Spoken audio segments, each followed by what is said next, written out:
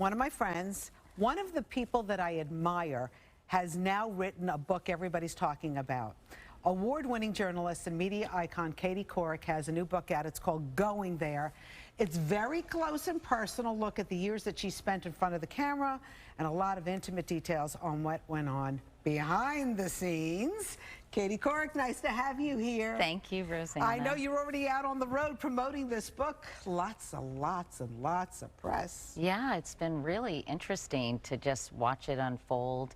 Some of the way the press has been, I think, is very telling about a lot of things in our culture. But it's been really fun because it took 3 years to write this book. I'm really proud of it. It's an honest account of my life. It's very introspective and self-reflective, and you know, it's against this backdrop, Rosanna, and you could relate to this, of 40 years that I've been in, you know, that I was in television news, and everything that's happened, so many cultural shifts. And, you know, we are sort of the vessel from which people are consuming or kind of understanding and processing what's going on in the world. And that has changed so much as well. So that to me was interesting. It was interesting because a lot of the things that you said in the book I could relate to, obviously. Right. All right, so let's talk about this because 493 pages I spent with you. It was much longer before. I had to cut out many, many words. My husband John said, "Who do you think you are, Winston Churchill?" But hey, I've had a big, crazy, exciting, you know, life that's been full of, you know, success, failure, unexpected things happening to me, loss and grief. And you knew my late husband, Jay. Well, Jay used to work here. Yeah. So let's start at the beginning because, you know, I was like, I saw all the leaks in the paper first before I actually got a hard copy of the book. And I was like, okay, Going There. Katie definitely went there. And I was wondering, was this kind of intentional to shed that America's sweetheart image of you? Because there were a lot of things I think that surprised people about how you thought and how you acted. Well, first of all, I'd like to say that I think the early coverage was kind of willful misrepresentation. Once you read the book, I think the tone and the spirit and even the content is radically different. Well, you know, listen, we're in the media business, right? You know how to do it too. For over 400 pages, and people concentrate on 10 pages of the book. No, they don't do that even, Rosanna. They concentrate on a little word here or phrase here that doesn't represent at all the totality of most everything I was talking about in that book. Right. To kind of write their own narrative. I think the cat fight narrative, for example, is catnip to the press. And it's so funny because I talk about that. And then I witnessed it in a very meta way going on with these early leaks. But, you know, listen, this is the tabloid press. This is the world we live in. And now more than ever, when people need to get clicks and come up with sensational, salacious headlines, this is the way the world is. But, you know, in terms of busting the America's sweetheart image, first of all, that's a phrase that is extremely limiting. It's actually very gendered. It doesn't take into account the multidimensionality of any of us. We all are full human beings who have a multitude of characteristics and qualities and opinions. And so, not necessarily, but you know, that it's hard to be saddled with perky America's sweetheart when you have other qualities, when you're a smart person, when you're perceptive, when you make bad choices, personally or professionally. So, you know, I talk in the prologue about people thought they knew me. In many ways they did, but there's so many other things that were happening, feelings I was having, experiences I was having, that they would have no idea what was going on. So I did want to paint a full picture of me as a human being and not as a caricature. Right. Well, you definitely open up your life to growing up in Virginia, some of the biases that you realize later on. Which I think is really helpful for all of us to reflect on. And the struggles that you've had with bulimia.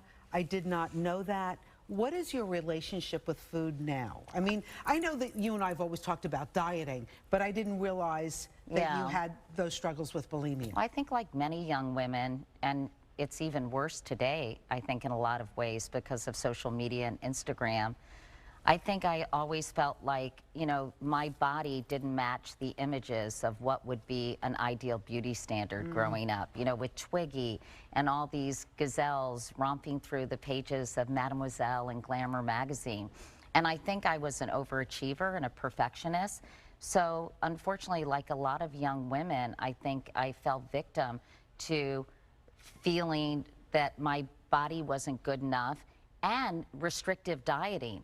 Feeling like if I ate a piece of gum that wasn't sugarless, I had this attitude, I blew it, so then I would binge. And then I would feel the guilt, and then I would purge. And it's a terrible self-destructive cycle. And, you know, I wanted to talk honestly about it because I think a lot of women deal with that. And I would say my relationship with food is much healthier, but, you know, I still have days where I, you know, feel like, oh, I don't look good. But I'm much, much more accepting, and I wanted to model that behavior for my daughters. So also in the book, you talk about your late husband, Jay Monahan, and as you know, Jay worked here as a legal analyst, and so we knew and loved him. You. We loved him, spent many hours with him covering O.J. Simpson. Right, and how smart and He's so smart. Smart and Meticulous, loving, meticulous, handsome, compassionate. I mean, he was a wonderful human being, and the idea that he was diagnosed with stage 4 colon cancer at just 41 was so unfair and so devastating. I have to say, I had to put down the book a few times reading the chapter, and I was just wondering what it was like for you to relive that. It was painful. It was really painful. But, you know, right now, this minute, there are a lot of people who are dealing with someone who is terminally ill. And you know from your dad, Rosanna, that terrible feeling of having your heart in a vice 24/7. And I think this is something we don't talk about enough. You know, mortality is something, you know, death is going to happen to all of us. We're all terminal. And I really wanted to start a conversation about that and how we deal with grief and loss. And I have a lot of regrets about never really having a conversation with Jay about the fact that he might die, because I kept keeping hope alive and saying, we're going to get this, we're going to figure this out. And of course, the cancer was marching northward and, you know, metastasizing like crazy. And I regret that we never had that conversation. And maybe this will help someone else have that conversation. So in the book, you also talk about his obsession with the Confederacy, reenacting battles and parties and things like that. What exactly was that? You know, I used to hear him talk about it, but I didn't know what it was. I thought like it was a bunch of grown men putting on, uniforms and pretending. But what was it? In the 90s, there was a real resurgence of interest in the Civil War. And from Ken Burns' series, from the movie Glory, from books like Confederates in the Attic. Jay was a huge history buff. He was really interested in presidential history. He went to Washington and Lee in Lexington, Virginia, where he played lacrosse. And I think he was taken by the whole romanticism and the lost cause narrative that, you know, the Civil War, the Confederacy was this noble cause that honestly had a grip on the American psyche for decades and generations. And I think the fact that he loved riding horses, he loved, you know, being out in the country, it fascinated him. And we started having conversations, of course, about the root causes of the Civil War and about slavery and the Confederacy, you know, right before he died or when he was sick. And we just never got to finish those conversations. But there has been such a reframing and rethinking of the Civil War, Confederate statues and iconography. I did a whole hour on National Geographic about that. And I write about how my daughters struggle to understand that, because generationally, thankfully, it's seen in a much more open, transparent way. You know, in the book, you talk about Carrie doing her thesis on this and going back to Virginia and talking to some of Jay's old friends. And I thought, like, I understand where you're going with this, but why bring this up? It's it's so personal. It's something Because I think that may not put Jay in a great light. But I really felt that, first of all, I think I write about Jay so lovingly. And listen, that was a passion of his. It's something that Carrie struggled with. And I'm a big fan of Brian Stevenson, who started the Equal Justice Initiative. I think it's really important to be transparent and honest about the past. I talk about my family history and you know, the fact that my family tree was blighted with racists. My family was from Alabama and Georgia and owned slaves. And I think until we acknowledge and confront our past and just face it head on, we can't really move forward. And that's something I think we in this country haven't done a good job of. I think that Rwanda, for example, and Germany with the Holocaust, they are much more transparent about this is what happened, this is why we need to face it. And I think with Jay, in fairness, I say it was a different time and he didn't get a chance to live in this one. I think as some of these battles and this war was reframed, I think Jay too would have evolved in his thinking. And I just thought it was a really compelling personal story. And you know, I think I don't put any, you know, I wanted to be very honest and reflective, and the book is full of criticism of myself. I know you talk, you know, obviously you're very honest about your feelings. We got to talk about Matt Lauer because I guess a lot of people wanted to see how you were going to handle Matt in the book. So in the book, you basically say on page 457, decent, kind, generous, conscientious, the epitome of a good guy. That's how I always describe Matt. Was Matt a bad guy all along and somehow I'd failed to see it? I don't think so. So this is what you say in the book, but then you go on a TV show and you call his behavior disgusting. I think if you read more, you'll see that that basically I do call out his behavior. No, you do call out his behavior. In no uncertain terms. I think that what I was trying to express is the duality of thinking you know someone and having them have this very secretive existence that you're trying to square. I feel with like these you're still two not images. squared. You're still not squared with it. I feel like you're still. Well, I think, you know what? I think that people are both good and bad. You know, there is a duality to people. You know, it's not always black and white. I think someone can be very kind, but also a predator. And so, yes, so I say in no uncertain terms. And I think I really wanted to show people how I was processing this and how we came up in an era where it was very male-dominated, a boys' club. Certain behaviors in the workplace were tolerated, even encouraged, in terms of extramarital affairs, bosses having relationships with their underlings. And how I was able to process not only Matt's egregious behavior, but the whole shift in how office culture has changed for the better. You know, I was reading about, at one point you said in the book, everybody at NBC was having some kind of, well, not everybody, but I said it was pretty standard. Yes, it was pretty standard. And, you know, growing up in the business, we both grew up basically the same time, you know, had almost identical experiences in the business at various places.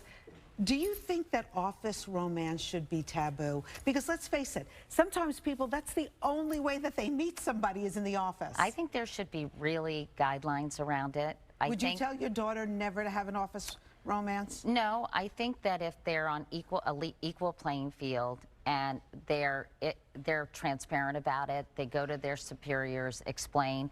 Where there is a problem, significant problem, is when the power differential is such that, and even people saying it was consensual, like even Addie, who I interviewed for this book, it says it was consensual, but can it really be consensual? But she said it was consensual, and then when Me Too happened, she had a different... No, she always said it was consensual. She never backed down from that. My question was, is it consensual when a married, super powerful, king of the world, 42-year-old, I would say, takes advantage of a 24-year-old production assistant?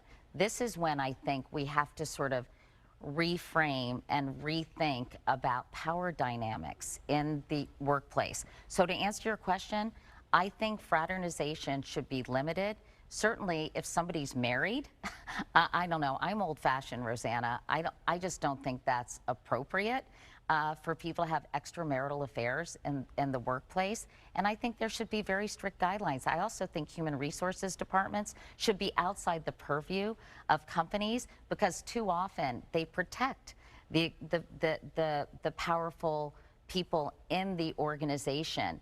And it hurts the person who brings an accusation forward. It's very complicated. It's nuanced. It's not black and white. There are some gray areas, but I think we're starting to come to terms with it and saying some of these things just aren't okay. So let's talk The View, because you were on it the other day. Lots of talk about you possibly joining The View. No, really? Yeah. Would you ever consider sitting on that panel and being part of the group? No, I mean, first of all, I really enjoy that show when I get a chance to watch it, because I appreciate that they have these long, pretty substantive conversations, and they're thoughtful. And it's hard to do that in television. You know, Yes. It's very rat-a-tat-tat. Yes. So, and I think they're all really smart and interesting. Listen, if they would need help filling in occasionally, that would be fun. But I started my own media company. I've got this 2-week tour I'm going on. I know you I'm are. going to 9 cities. I'm going to Boston. I'm interviewing somebody cool in every city. Tan France in Boston, Chloe Fineman, and Melissa Villasenor from SNL in New York. So there are tickets this Friday Yeah, at the Beacon it's Theater. at the Beacon Theater. It's Yeah. going to be really fun. I'm interviewing Lauren Manning, who I first covered on 9/11, who was burned over 80% of her body. Now, 20 years later, I'll be reconnecting with her. I think it's going to be a really inspiring, uplifting night. And, you know, I want to call it People Are Good, because there's so much acrimony and so much viciousness and out in the world. But I still believe people are inherently good. I really do. And they're doing great things, and they care about each other, and they care about the country, and they want to make it better. So that's kind of the attitude I have going into this tour. Like, let's all get together as a community and just be in community together. So Friday night at the Beacon, tickets still available. Check it out. Ticketmaster.com/going You there, go. I think. I have to ask you, are you watching the morning show on? I Netflix? am. So what do you think? Because a lot of people think, you know, it has a little thread of you and Matt, and of course, you know, the dynamics. I think it's an amalgam probably of characters. Obviously, I think the Matt storyline is super prominent. You know, I know we have a fly that will not leave you guys have a alone. bug in this Is this studio. something that I need to know about the fly and you? I was like, I showered. Why is that fly around Well, you me? talk about in the book as well about showering. Ay, ay, ay. Well, Anyway, Yeah, but that's a big topic. that's a Didn't big it, job. like somebody? Did you shower this morning? Yes. Okay, just checking. Wait, didn't Mila Kunis and Ashton Kutcher start a whole conversation did about the how often they showering. have to wash their children And or then something? they had to come back and backtrack Oh and my everything. God, the So world anyway, is insane. So morning show, do you like it or not like it? I actually like it. You know, I think it's really interesting. I was on Colbert last night, and as I said, everyone is bat Yes, crazy yeah. and neurotic and worried and jockeying. I think there's a little of that still go. I mean, you could tell me more Yes. than I could. Still a little of that goes on in television news. You know, it's highly competitive, and you know, I think the storylines are much more current. It's really some of the stuff I talk about the book today than when I sat in that chair for 15 years. You know, I've been doing that since 2006, but. You know, and they're grappling obviously with cultural appropriation and representation And all kinds mentorship, by of the things. way. Yeah. And mentorship, Yeah, because you yeah, know, and Jennifer Aniston and Reese Reese Witherspoon, right? and yeah. and now Juliana Margulies is on there, and you know, I don't think. Listen, I never found it that cutthroat. You know, I really didn't. And you were on the Today Show all the time. I think you would agree. We had a really fun, good culture. Obviously, there was stuff going on that we didn't know about. But in general, it felt like a family. The one thing that I think is missing from the morning show is it was so much fun and laughing and carrying on. Now, of course, they're in crisis all the time. You know, they're always dealing with something. But the spirit of working in a morning show, the relationship you have with the crew and the people who are in the control room, it does feel like a family. And, you know, I think they feel more like the Manson family. Anyway, going there, obviously she did. There's just so much to learn about Katie Couric, and I didn't know about you, but anyway. Really? Yeah. I spent the whole weekend with you, Katie. Stop complaining. You make it sound like such a chore. Now I have to go back to watching the morning show. Yeah. And then you can see how much life imitates art. It sure does. All right, all the best. The Beacon Theater Friday.